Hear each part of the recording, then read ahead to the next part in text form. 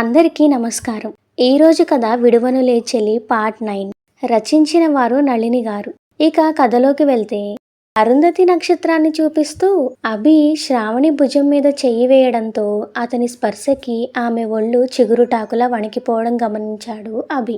భయంతో ముడుచుకుపోతూ తల ఎత్తకుండా దించుకొనే ఉన్న ఆమెని గట్టిగా పట్టుకొని పళ్ళు పటపటా కొరుకుతూ, చూడు అంటూ చిన్నగా ఆమెకి మాత్రమే వినపడేలా గదిమాడు అభి. దాంతో కంగారుగా తల ఎత్తి అతను చూపించిన వైపు చూసింది ఆమె. ఆ తరువాత ఇద్దరికి అక్షింతలు అందించి పైకి చల్లి నమస్కారం చేసుకోమని చెప్పారు పంతులుగారు.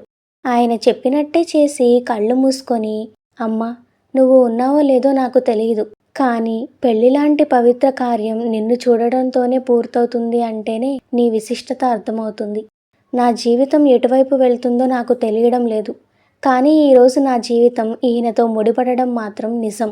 అనుకోకుండా జరిగిపోయినా కూడా మా బంధం కలకాలం పచ్చగా ఉండేలా దీవించు తల్లి అని దండం పెట్టుకుంటూ ఉండగా, జరిగేవి ఏమాత్రం ఇష్టం లేని అభి మాత్రం, డాడీ, ఇక ఇంటికి వెళ్దామా అని అడిగాడు విసుగ్గా. అని, రే జనార్దన్, ఇంటికి వెళ్దాం పదండి అన్నాడు శరత్చంద్ర. చంద్ర, అది నేను పంతులు గారితో మాట్లాడాను, రేపు మంచి ముహూర్తం ఉందంట. ఎలాగూ పెళ్లి తర్వాత కార్యం మా ఇంట్లోనే జరగాలి కాబట్టి మీరు ముగ్గురు కూడా మా ఇంటికి రండి అని పిలిచాడు జనార్దన్. ఆయన దేని గురించి మాట్లాడుతున్నాడో అర్థమైన అభి కోపంగా, డాడీ, మనం ఈరోజు ఈవినింగ్కి బయలుదేరాలి, రేపు మార్నింగ్ నేను ఆఫీస్లో లాగిన్ అవ్వాలి, గుర్తుంది కదా మీకు అని అన్నాడు. అలా ఎందుకు అంటున్నాడో అర్థమైన శరత్చంద్ర, స్నేహితుడు బాధపడకూడదు అని, దాందేముంది లేరా, ఈ రోజుల్లో ఇలాంటి వాటిని ఎవరూ పట్టించుకోవడం లేదు, కాబట్టి ఆ శుభకార్యాన్ని నా ఇంట్లోనే పూర్తి చేసుకుంటాను. పైగా నీ భార్య కూడా ఊరు నుండి వచ్చిందని, గొడవ జరిగిందని నువ్వే చెప్తున్నావు కాబట్టి ఇక్కడ అదంతా పెట్టుకోవాలనే ఆలోచన వదిలే, మిగిలిన వాటి గురించి నేను చూసుకుంటాను అని చెప్పాడు శరత్చంద్ర. అది కాదురా, నువ్వింకేం మాట్లాడకు. అది మాత్రమే కాదు, వాడు రేపు మార్నింగ్ ఆఫీస్కి వెళ్ళాలి, లేదంటే జాబ్ పరంగా చాలా ప్రాబ్లమ్స్ వస్తాయి అని చెప్పాడు స్నేహితుడికి అర్థమయ్యేలా. దాంతో ఇంకేం మాట్లాడలేక, సరే, మంచి చెడు తెలిసిన వాడివి నువ్వు ఉండగా ఇక నేను దేని గురించి ఆలోచించాల్సిన అవసరం లేదు, నీకెలా తోస్తే అలా చెయ్యి. కానీ చంద్ర, నా బిడ్డ తల్లి ప్రేమ అంటే ఏంటో తెలియకుండా పెరిగింది. ఇక తండ్రిగా నేను ఉన్నా లేనట్టే లెక్కలా బ్రతికింది. అలా ఏ ప్రేమకి నోచుకొని నా బిడ్డని నీ చేతుల్లో పెడుతున్నాను. జాగ్రత్త, ఇక నుండైనా తన కళ్ళలో నీళ్లు రాకుండా చూసుకోవాల్సిన బాధ్యత నీదేరా అంటూ కన్నీళ్లు పెట్టుకున్నాడు జనార్దన్.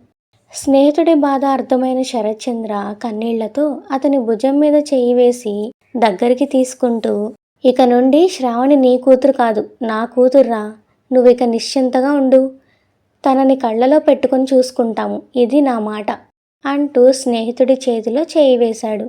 చాలరా, ఇంతకంటే ఈ జన్మలో నాకు కావాల్సింది ఏదీ లేదు.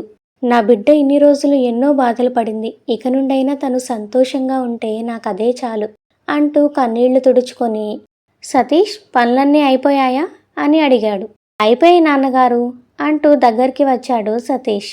అక్క వాళ్ళు సాయంత్రం వెళ్ళిపోతున్నారంట, కాబట్టి మనం త్వరగా ఇంటికి వెళ్ళి మిగిలిన పనులు కూడా చూడాలి అని చెప్పాడు కొడుక్కి జనార్దన్.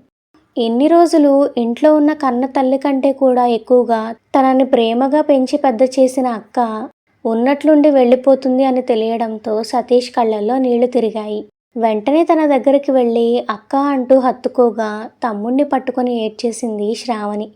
ఆ తర్వాత తనని వదిలి, ఏడవకక్క, ఈ రోజుతో నీ బాధలన్నీ తీరిపోతాయని నాన్నగారి నమ్మకం, అదే నిజమవ్వాలని నేను కోరుకుంటున్నాను. కాకపోతే ఇంటికి రాగానే చిన్న అంటూ పిలిచే మా అక్క ఇక నా కళ్ళ ముందు ఉండదు, అదే నా బాధ. కానీ నువ్వు సంతోషంగా ఉంటే నాకు అంతకంటే కావాల్సింది ఇంకేం లేదు అంటూ తన కన్నీళ్లు తుడిచాడు. వాళ్ళిద్దరినీ అలా చూసి విసుగ్గా, అంత బాధగా ఉంటే మీ అక్కని మీ ఇంట్లోనే ఉంచుకోవచ్చు కదా అన్నాడు అభి. ఆ మాటకి అక్కడ ఉన్న అందరితో పాటు శ్రావణి కూడా అభి వైపు చూడగా, అది చూసి, ఏమన్నా మాట్లాడితే మాత్రం ఇలా తొక్కలో రియాక్షన్స్ మాత్రం బాగానే పడతాయి అనుకున్నాడు చిరాగ్గా అభి. మీ బావ జోక్ చేస్తున్నాళ్లే, కానీ దానికి అంత బాధపడాల్సిన అవసరం లేదోయ్. నీకెప్పుడు మీ అక్కని చూడాలి అనిపిస్తే అప్పుడు మా ఇంటికి వచ్చేయి, నిన్ను రావద్దు అని ఎవరు చెప్పారు అన్నాడు శరత్చంద్ర. దాంతో కళ్ళు తుడుచుకొని, థ్యాంక్ యూ మావయ్య అన్నాడు. ఇంతలో బావగారు, మంచి సమయంలోనే అమ్మాయిని మన ఇంటికి తీసుకువెళ్తే బాగుంటుంది అంటూ అక్కడికి వచ్చింది నాగమణి. అలాగేనమ్మా అంటూ అందరితో కలిసి ఇంటికి బయలుదేరాడు శరత్చంద్ర. అందరూ ముందు నడుస్తుండగా వెనుక చిరాకు పడుతూ శ్రావణి చీరకి తన మెడలోని టవల్ కొంగుముడి వేసి ఉంది. దానివల్ల ఆమె వేగంగా మెట్లు దిగడం అవ్వదన్న విషయం కూడా గుర్తులేకుండా స్పీడ్గా మెట్లు దిగడం మొదలుపెట్టాడు అభి. అతను దిగుతున్న వేగానికి తన చీర అతనితో పాటు వెళ్ళిపోతూ తనని లాగడంతో కాళ్ళు తడబడి ముందుకి పడబోతూ ముందు ఉన్న అభి మీద పడిపోయింది శ్రావణి. వీపు మీద పడ్డ ఆమె స్పర్శకి కోపంతో వెనక్కి తిరిగి కొట్టడానికి చేయి లేపగా ఊర్లో జనమంతా ఉండడంతో తమాయించుకొని చూసి నడవలేవా అని కసిరాడు. అప్పటికీ లేచి సరిగా నిలబడ్డ ఆమె కొడతాడేమో అని వెనక్కి నిలబడి, క్షమించండి, మీరలా వేగంగా వెళ్ళిపోతుంటే ఈ ముడి వల్ల అని బ్రహ్మముడిని చూపిస్తూ నేను మీ మీద పడిపోయాను అని చెప్పింది భయంగా. దాంతో వెంటనే కోపంగా బ్రహ్మముడి విప్పేసి ముందుకు వెళ్ళిపోయాడు వేగంగా అభి. తన వెనకకు వచ్చిన కొడుకుని చూసి కోడలు ఎక్కడో పైమెట్టు మీద ఆగిపోవడం గమనించి, అభి ఏంట్రా ఇది, బ్రహ్మముడిని అప్పుడే విప్పేశావా? ఏం చేస్తున్నావు నీకైనా తెలుస్తుందా? పెళ్ళన్నాక కొన్ని ఆచారాలుంటాయి, అన్నీ నీకు నచ్చినట్టు చేయడం కుదరదు. కానీ హఠాత్తుగా జరుగుతున్న పెళ్ళికి నీ ఇష్టాన్ని కాదనలేక కొన్ని నేను అవాయిడ్ చేశాను. కానీ అన్నీ అలా కుదరవు. అమ్మాయి వచ్చే వరకు ఇక్కడే ఉండి తనతో పాటు కలిసి కిందకు దిగిరా అని చెప్పి అక్కడి నుండి వెళ్ళిపోయాడు. చిరాకుగా ఉన్న అభికి వాళ్ళ నాన్న చెప్తున్న నీతులు ఇంకా చిరాకు పుట్టించడంతో డాడీ కూడా ఈ ఊరు వచ్చిన తర్వాత చాదస్తం వచ్చినట్టుంది. అసలు ఈ ఊరికి నేను హరిత పెళ్లి కోసం వచ్చినట్లేదు, దీన్ని తగిలించుకోవడానికి వచ్చినట్టుంది. అసలు నాకేంటి తలనొప్పి, ఛ అంటూ తల పట్టుకున్నాడు అభి. అతను చేసిన పనికి ముందుగా కొంచెం ఆశ్చర్యపోయినా అక్కడ ఉన్న జనాన్ని చూసి వెంటనే తేరుకొని మెల్లగా దిగి అభి దగ్గరికి వచ్చింది శ్రావణి. అది గమనించి, వచ్చావా మహారాణి, ఏమ్మా నడవగలవా, లేదంటే ఎత్తుకొని తీసుకువెళ్ళనా అని అడిగాడు వెటకారంగా. ఆ మాటకి ఏం మాట్లాడకుండా మౌనంగా తలదించుకొని నిలబడింది శ్రావణి. నీకు కుదిరితే అది కూడా చేపిస్తావు నాతో. ఛీ, నా కర్మ, అనవసరంగా వచ్చి ఇరుక్కుపోయాను, పదింకా అని కసిరాడు తనని. దాంతో ఉలిక్కిపడి అతనితో కలిసి కిందకి దిగింది శ్రావణి. కారు డ్రైవింగ్ సీట్లో అభి కూర్చోగా కోడలిని అతని పక్కన కూర్చోమని డోర్ ఓపెన్ చేసి తను కూర్చున్న తర్వాత వెనక కూర్చున్నాడు శరత్చంద్ర. ముందు మిర్రర్ నుండి వెనక కూర్చున్న తండ్రిని విసుగ్గా చూసి కార్ స్టార్ట్ చేసి స్పీడ్గా పోనిచ్చాడు ఇంటివైపు. వాళ్లకంటే ముందుగా ఇంటికి వచ్చిన నాగమణి కోడలికి స్వాగతం పలకడానికి హారతితో సిద్ధంగా ఉంది గుమ్మం దగ్గర. ఇంటి ముందు కారాపగా ముందుగా దిగిన శరత్చంద్ర తమ్ముడి దగ్గరికి వెళ్ళి ఏదో మాట్లాడుతూ ఉండగా ఆగిన కారు నుండి డోర్ ఓపెన్ చేసుకుని దిగడం రాక ఏం చేయాలో అర్థం కాక అభి వైపు చూసింది శ్రావణి. ఏంటి, కారు దిగమని కూడా చెప్పాలా, లేదంటే ఎత్తుకొని దింపాలా? దిగు, ఇంకా చూస్తున్నావు అని అరిచాడు. అతని అరుపుకి ఏడుపు మొహం పెట్టి, ఎలా దిగాలో తెలియడం లేదండి అంది కన్నీళ్లతో. ఓ గాడ్ అంటూ తలపట్టుకొని, నేనేం పాపం చేశానని నాకు దీన్ని తగిలించావు అంటూ కోపంగా తన వైపుకి ఒరిగి కార్ డోర్ ఓపెన్ చేశాడు అభి. అతను అలా వంగినప్పుడు బిగబట్టి సీటుకి అతుక్కుపోయిన శ్రావణి తను డోర్ ఎలా ఓపెన్ చేశాడో చూడలేదు. ఇక దిగు అని శ్రావణికి చెప్పి తను కూడా దిగి ముందుగా ఇంటి గుమ్మం దగ్గరికి వెళ్ళాడు. కొడుకు కోడలు విడివిడిగా రావడం చూసి, అదేంటభి, అప్పుడే బ్రహ్మముడి విప్పేశారా, అలా చేయకూడదు నాన్న అంటూ శ్రావణి కూడా గుమ్మం ముందుకు రాగానే ఇద్దరికీ కలిపి మళ్ళీ బ్రహ్మముడి వేసి హారతి ఇచ్చి లోపలికి రమ్మని చెప్పింది నాగమణి. తనకి ఎంత విసుగ్గా ఉన్నా కొన్ని పాటించక తప్పదని తండ్రి ఇచ్చిన వార్నింగ్కి మౌనంగా నిల్చున్నాడు అభి. ఇద్దరిని దేవుడి గది దగ్గరకు తీసుకువెళ్ళి శ్రావణితో దీపం పెట్టించి తర్వాత ఇద్దరి నోళ్ళు తీపి చేసి మెడలో ఉన్న పూలమాలలు అలాగే వేసిన కొంగుముడిని దేవుడి దగ్గర విప్పింది నాగమణి.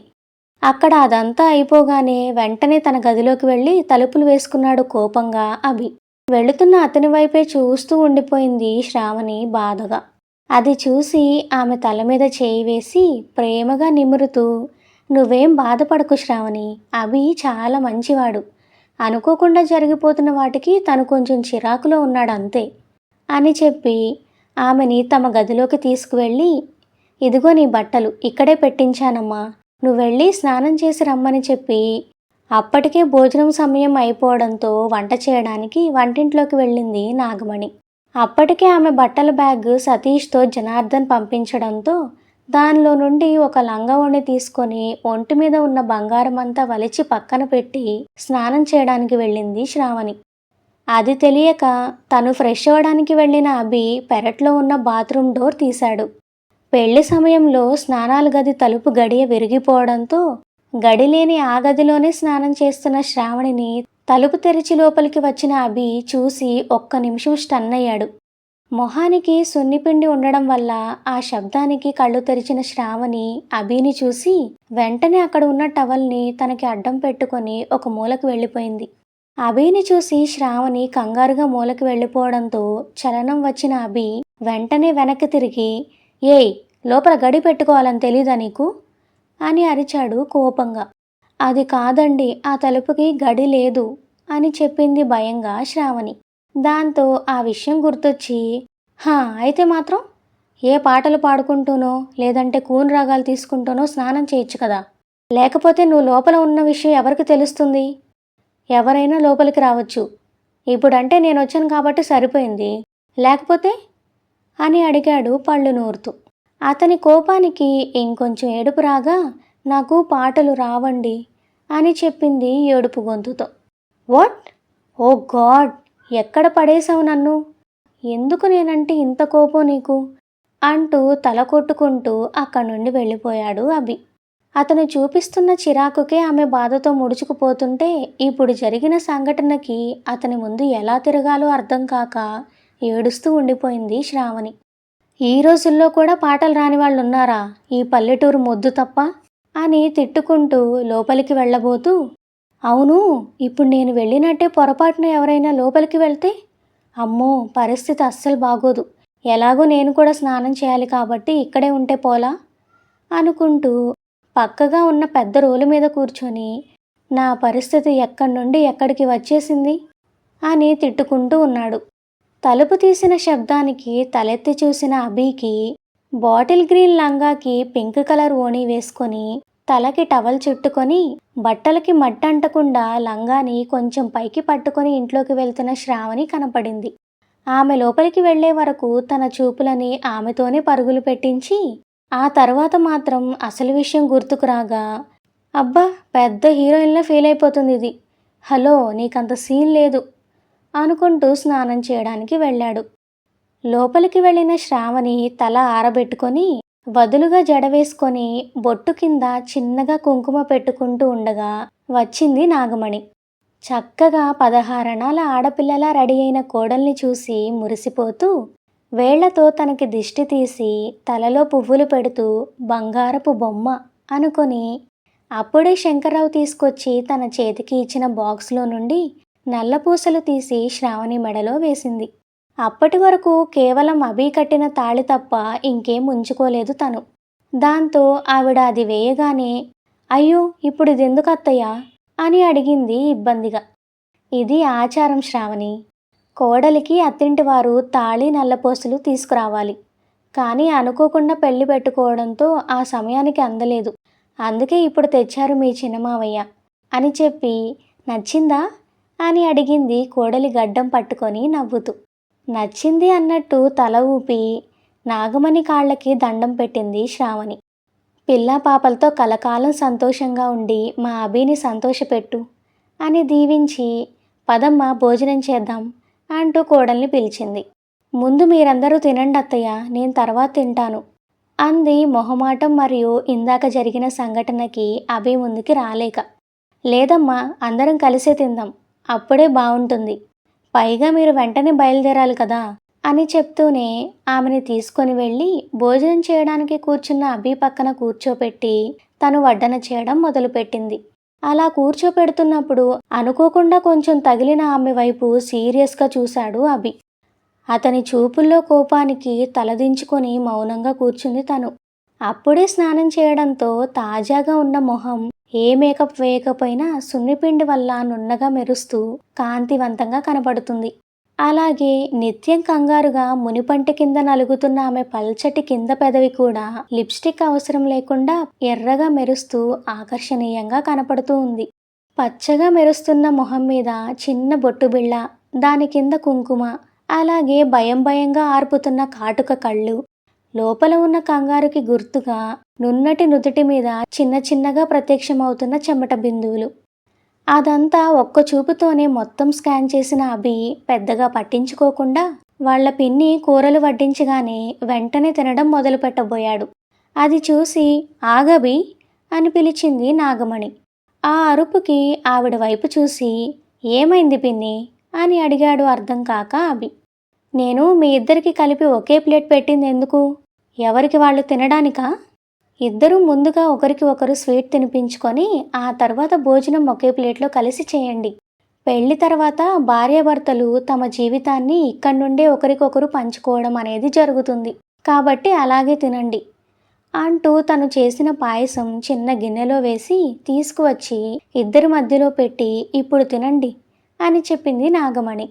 శ్రావణి తన పక్కన ఉండడానికే ఇష్టపడని అభి ఇప్పుడు తనతో కలిసి భోజనం పంచుకోవడం అంటే అతని సహనాన్ని పరీక్షించడమే. కానీ చిన్నప్పటి నుండి తల్లిలా పెంచిన పిన్నిని ఏమనలేక ఇప్పుడు ఇదంతా అవసరమా పిన్ని అని మాత్రమే అడిగాడు కోపాన్ని కంట్రోల్ చేసుకుంటూ. స్టోరీ ఇంకా కొనసాగుతుంది. నెక్స్ట్ పార్ట్ కోసం మా ఛానల్ను సబ్స్క్రైబ్ చేసుకోండి.